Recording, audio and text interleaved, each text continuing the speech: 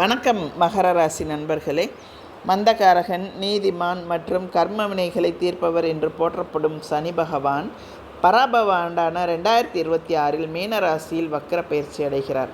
இந்த வக்ர பயணம் 2026 ஜூலை 27 முதல் 2026 டிசம்பர் 11 வரை சுமார் 138 நாட்கள் நடைபெற உள்ளது. மகர ராசிக்கு ராசிநாதன் லக்னாதிபதி மற்றும் 2ஆம் இடத்து அதிபதியான தனாதிபதி சனி பகவான் 3ஆம் இடமான சகஜ மற்றும் தைரிய ஸ்தானத்தில் சஞ்சரிக்கும் வேளையில் வக்ரகதி அடைகிறார். மகர ராசிக்காரர்களுக்கு பொதுவாகவே 3ஆம் இடத்து சனி தைரியத்தையும் வெற்றிகளையும் வாரி வழங்குவார். எனவே இந்த வக்ர கால பலன்கள் எவ்வாறு இருக்கிறது என்று பார்க்கலாம். மகர ராசிக்காரர்களுக்கு ராசிநாதனே வக்ரமடைவதால் நீங்கள் எடுக்கும் புதிய முயற்சிகளில் வேகம் சற்று குறையலாமே தவிர உங்களது தன்னம்பிக்கையும் தைரியமும் சீராக இருக்கும். 2ஆம் அதிபதி வக்ரம் பெறுவதால் உங்களது பேச்சில் நிதானத்தை கடைபிடிப்பது நல்லது. இதுவரை தடைப்பட்டு கிடந்த பழைய காரியங்கள் மெதுவாக ஆனால் உறுதியாக உங்களுக்கு சாதகமாக முடியும். குடும்ப உறவுகளில் சுமூகமான சூழல் நிலவும். 2ஆம் இடத்து அதிபதியான சனியின் வக்ர நிலையால் குடும்பத்தில் பேசும்போது தேவையற்ற வாக்குவாதங்களை தவிர்த்து கனிவான வார்த்தைகளை பயன்படுத்துவது நல்லது. உடன் பிறந்தவர்களுடன், குறிப்பாக இளைய சகோதரர்களுடன் சிறிய கருத்து வேறுபாடுகள் வந்து நீங்கினாலும் இறுதியில் அவர்களின் ஆதரவு உங்களுக்கு கிடைக்கும். பொருளாதாரத்தை பொறுத்தவரை தனாதிபதி வக்ரம் பெறுவதால் பணவரவு சுமாராக இருந்தாலும் வீண் விரயங்கள் கட்டுப்பாட்டுக்குள் வரும். கடந்த காலத்தில் நீங்கள் யாருக்காவது கொடுத்த கடன்கள் அல்லது வராத பழைய பாக்கிகள் வசூலாவதில் இருந்த தடைகள் நீங்கி கைக்கு வந்து சேரும்.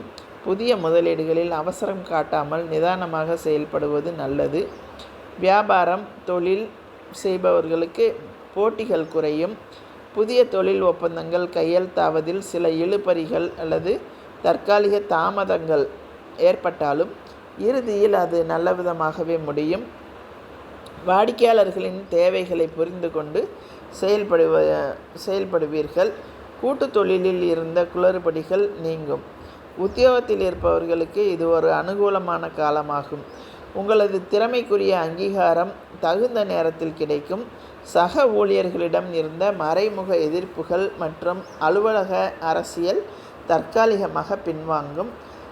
பதவி உயர்வு அல்லது விரும்பிய இடமாற்றத்திற்கான பேச்சுவார்த்தைகள் மெதுவாக நகர்ந்தாலும் இறுதியில் உங்களுக்கு சாதகமாகவே முடியும். ஆரோக்கியத்தை பொறுத்தவரை பெரிய பாதிப்புகள் ஏதும் இல்லை. ராசிநாதன் வக்ரம் பெறுவதால் நாள்பட்ட நோய்கள் ஏதேனும் இருந்தால் அவற்றின் வீரியம் குறையும். என்றாலும் தோள்பட்டை, கைகள் அல்லது தொண்டை சார்ந்த சிறிய உபாதைகள் வந்து நீங்கலாம். உங்களது உணவு பழக்க வழக்கங்களில் கவனம் செலுத்துவதும் தியானம் மேற்கொள்வதும் உடலை சுறுசுறுப்பாக வைத்திருக்க உதவும்.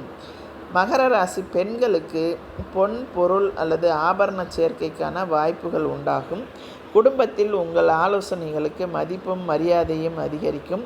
வேலைக்கு செல்லும் பெண்களுக்கு புதிய பொறுப்புகள் கிடைக்கலாம். கணவனுடனான உறவு பலப்படும். அரசியல் துறையினருக்கு இது பொறுமையை கடைபிடிக்க வேண்டிய காலமாக இருக்கும். அவசரப்பட்டு எந்த ஒரு முக்கிய முடிவையும் எடுக்க வேண்டாம். தொண்டர்களிடம் நல்ல பெயரை காப்பாற்றிக் கொள்வதற்கு போராட வேண்டியிருக்கும். உங்களது பழைய ஆதரவாளர்கள் மீண்டும் உங்களுடன் கைகோர்ப்பார்கள். அதே போல் மாணவர்களை பொறுத்தவரை மாணவர்களின் கவனிப்பு திறனும் நினைவாற்றலும் மேம்படும். குறிப்பாக போட்டித் தேர்வுகளுக்கு அல்லது அரசு பணிக்காக படிக்கும் மாணவர்களுக்கு சிறந்த முன்னேற்றங்கள் உண்டாகும். இருந்தாலும் படித்த பாடங்களை மீண்டும் ஒரு முறை திருப்புதல் செய்வது தேர்வுகளில் நல்ல மதிப்பெண்களை பெற உதவும். உங்களுக்கான பரிகாரம் என்னவென்றால், சனிக்கிழமைகளில் சனீஸ்வர பகவானுக்கோ அல்லது சிவபெருமானுக்கோ நல்லெண்ணெய் தீபம் ஏற்றி வழிபடுதல் வேண்டும். சனிக்கிழமை தோறும் ஆஞ்சநேயர் வழிபாடு செய்வது மற்றும் அனுமன் சாலிசா பாராயணம் செய்வது மன வலிமையை கூட்டும். தூய்மை பணியாளர்கள், துப்புரவு பணியாளர்கள் அல்லது முதியோர்களுக்கு உங்களால் இயன்ற அளவு உணவு அல்லது ஆடைகளை தானமாக வழங்குவது சிறந்த பலனை தரும்.